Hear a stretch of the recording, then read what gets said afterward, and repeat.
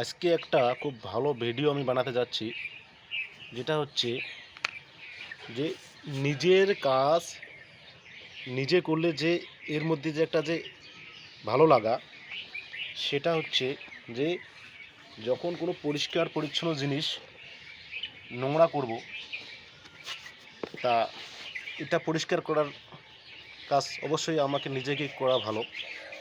তা একটা কীভাবে সময়টা বাঁচবে, আর কি হচ্ছে যে একটা আলাদা যেটা এক্সপিরিয়েন্স অভিজ্ঞতা সঞ্চয় হচ্ছে, সেটা খুবই দরকার। যেমন নিজের বাইক, নিজের সাইকেলটা সবসময় পরিষ্কার পরিচ্ছন্ন রাখতে হবে, নিজের পোশাকটা সবসময় পরিষ্কার পরিচ্ছন্ন রাখতে হবে। তা এটাও তদ্রূপ। এই এখানে লাগাচ্ছে ব্ল্যাক চেরি, তারপরে হচ্ছে কি ব্রাশ। এটা সবসময় মুচির কাছে নিয়ে গেলে তো একটা সময় সাপেক্ষ একটা সময়ের দরকার না। তা যাই হোক, ঘরে যদি আমার এটা এনে রাখা থাকে, তা যখন আমি একটু অবসর ফাঁকা টাইম পেলাম, এইটুকু আমি করলাম। জুতোর একমাত্র শত্রু হচ্ছে জল। জল যদি লেগে যায় তাহলে কি হয়, তাড়াতাড়ি ওর যে আঠাটা উঠে যায়, আর হচ্ছে এটা ড্যাম হয়ে যায়, একটু নষ্ট হয়ে যায় তাড়াতাড়ি।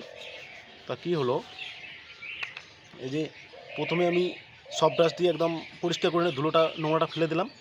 তারপরে এই যে চেরিটি লাগাচ্ছি, একটু হালকা করে লাগার পরে একটু শুকাবো, শুকার পরে আবার খুব সুন্দর করে পালিশ করব, তাহলে ওর যে শাইনটা খুব ভালো হবে। তা প্রথমে আমি একটু পরিষ্কার করে এটাকে রেখে দিচ্ছি, এদিকে একটু শুকাবে, তারপরে বাস এর শাইনটাকে আমি নিয়ে আসবো। তা এটাই আমার বলার উদ্দেশ্য, যে নিজের পোশাক জামা কাপড়গুলোকে যেভাবে আমি পরিষ্কার করে রাখবো, নিজের মোবাইলের ডিসপ্লেটাকে বা স্ক্রিন প্রোটেক্টারকে আমি যেভাবে পরিষ্কার পরিচ্ছন্ন রাখবো, এবারে নিজের শরীরের যত্ন যেভাবে নেব, তদ্রূপ এই আমার যে পায়ের জুতোগুলো, সেগুলোকেও আমি তো নিজে পরিষ্কার পরিচ্ছন্ন করে রাখবো। এটাই তো হওয়া দরকার।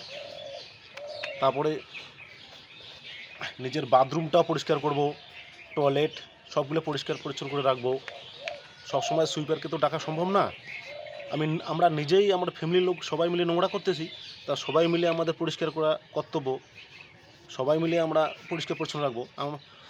তা এটাই তো হওয়া উচিত। এখানে কোনো ছোট বড়, লজ্জা সড়ম্বর এখানের কোনো ব্যাপার নেই। কারণ যখন কোনো ভালো জিনিস নোংরা করতে খুবই মজা লাগে, তা এটা তো পরিষ্কার করতেও হবে, একটু কষ্ট তো সহ্য করতেই হবে।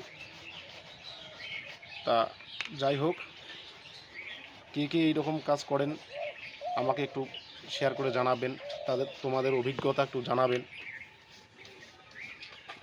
আমি যেমন লকডাউন অনেকজনকে অনেক কিছু শিখিয়ে দিয়েছে। আমাকে যেমন শিখিয়ে দিয়েছে, আমি নিজের চুলটা তখন থেকে আমি নিজেই কাটি মেশিন দিয়ে।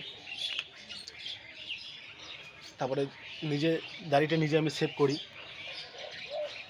আর হচ্ছে আমার যে বাইক, সেই বাইকটা আমি দুইবার নিজে ব্রাশ কালার দিয়ে আমি কালার করছিলাম টোটাল বাইকটার বয়স প্রায় 12 বছর হতে যাচ্ছে না। আমি না বললে কেউ বুঝতেই পারবে না যে এটার বয়স এত বছর হয়ে গেল।